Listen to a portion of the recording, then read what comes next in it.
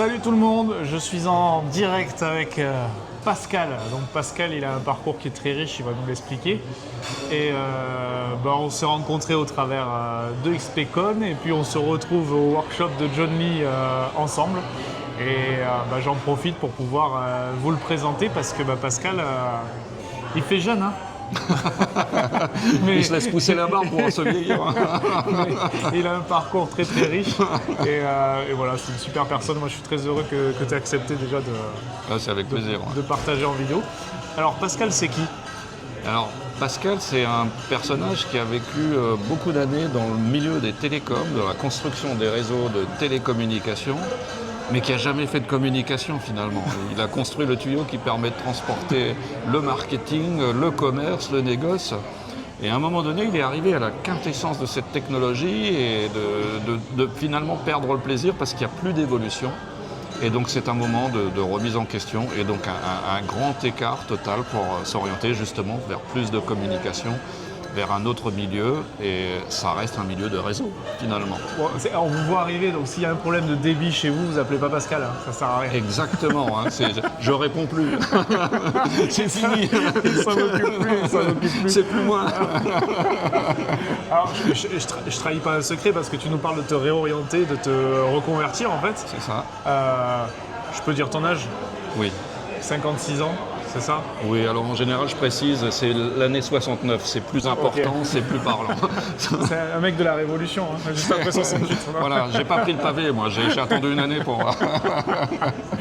Donc à 56 ans, moi, ce que je trouve génial, c'est que tu as ce mindset pour dire, ok, je vais me réorienter, tu l'as dit, je vais me reconvertir. Parce que tu as fait combien d'années dans la télécommunication? J'ai fait une trentaine d'années dans les télécommunications. J'ai commencé en 90, en 89, dans la naissance des réseaux de très haut débit. Donc effectivement, c'est une vie entière, quoi. Oui, voilà, c'était une vie très passionnante, très enrichissante.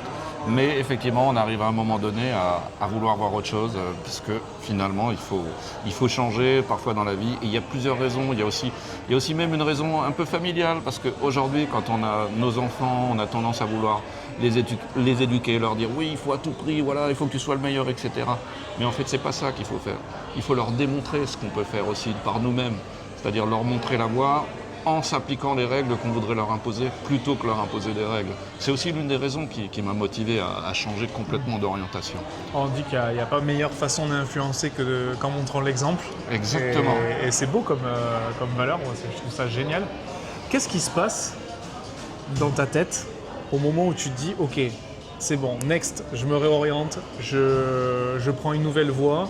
On va expliquer après la voie que tu as choisie juste derrière, mais qu'est-ce qui se passe à ce moment-là? Comment tu arrives à passer le pas? Parce qu'en fait, il y en a plein qui vont regarder sûrement cette vidéo, parce qu'on a eu Alex qui avait 19 ans.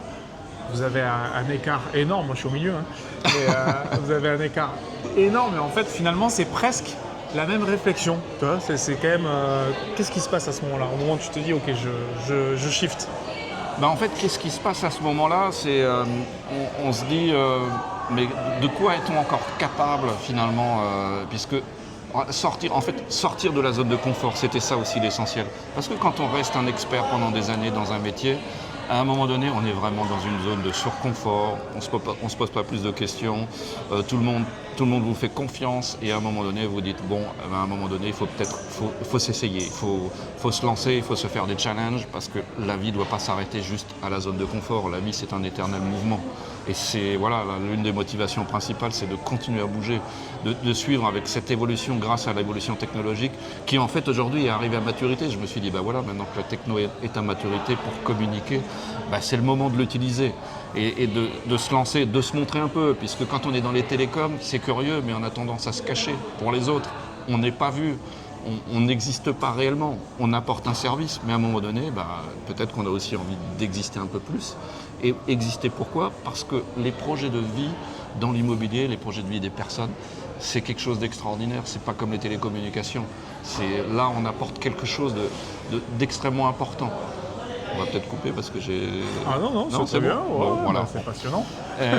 Donc en fait, c'est vrai qu'on a l'impression, on se dit, dans les télécommunications, personne ne vous écoute, vous le faites, et finalement, dans l'immobilier, on devient quelqu'un qui doit écouter on a presque une approche d'un médecin de famille, d'aider les gens à sortir de leurs problématiques, parce que l'immobilier, c'est pas juste le plaisir de changer de vie, c'est aussi parfois une difficulté de changement de vie. Et donc il faut accompagner l'expérience, le parcours professionnel, les grands voyages, les déplacements en Europe, le nombre de déménagements que j'ai pu faire dans ma vie, le nombre d'achats, de reventes. On voit le stress permanent dans ce mouvement-là.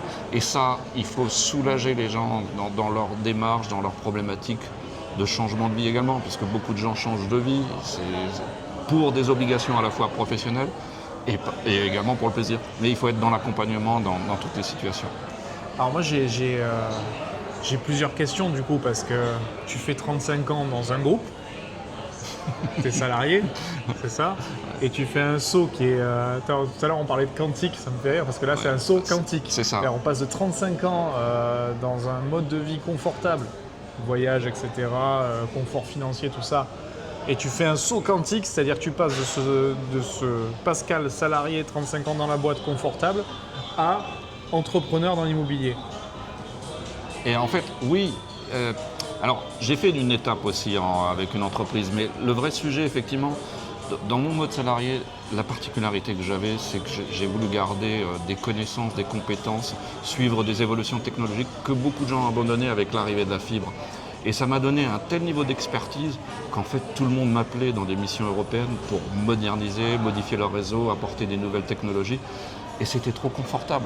Ça avait un côté tellement confortable qu'on se dit, mais est-ce qu'on est vraiment, on a cette personnalité, ou c'est juste parce qu'on a un savoir qu'on a une forme de pouvoir à cause du savoir. En alsacien, on dirait savoir et pouvoir, et je ne dirais pas la petite blague qui va avec, parce que c'est il sue et il pue, donc à un moment donné.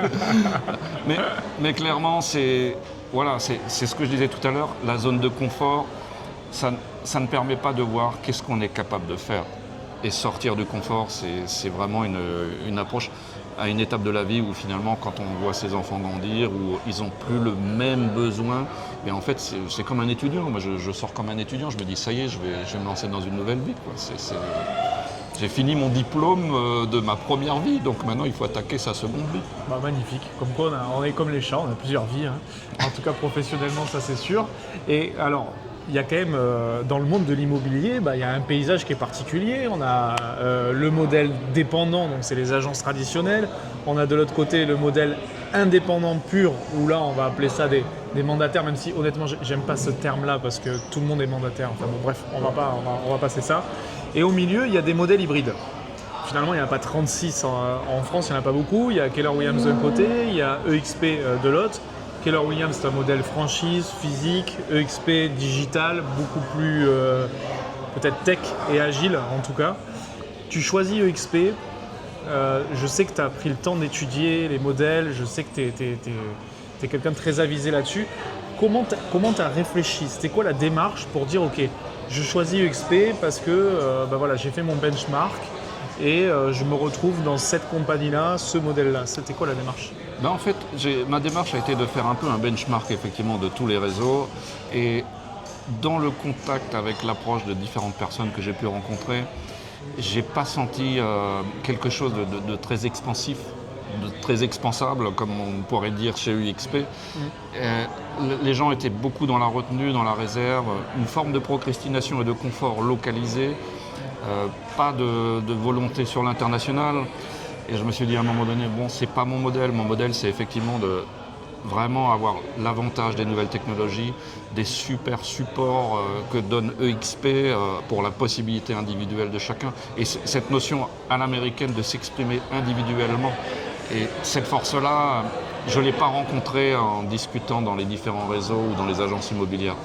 Et c'est en fait sa personnalité qui peut être libérée pour s'exprimer au maximum, à l'inverse de ce que j'ai croisé de temps à autre. Excellent. Et du coup,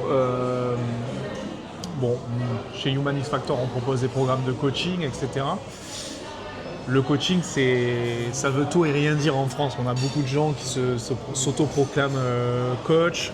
Je sais que tu as une expérience à l'international, donc je sais que tu connais, tu as conscience de l'importance d'être accompagné, de pouvoir continuer à grandir. C'est ça. Et je sais que tu as gagné en expérience là-dessus. Quelle est pour toi la place du coaching lorsqu'on cherche à progresser, avancer? Ça serait quoi comment tu pourrais traduire ce que ça t'apporte? Alors, le coaching, c'est en fait une façon, pour moi, le coaching, c'est plutôt une vraie émulation, parce que quand on a déjà un savoir à réapprendre, eh bien, il faut rester concentré, pouvoir trouver le bon chemin, parce qu'on aurait tendance à se disperser. Et donc, le coaching, ça permet quand même de se recentrer, parce que, évidemment, c'est nouveau l'activité, et on se dit, waouh, on va tout faire, on va exploser. EXP, c'est exploser, expansable, voilà, c'est exponentiel.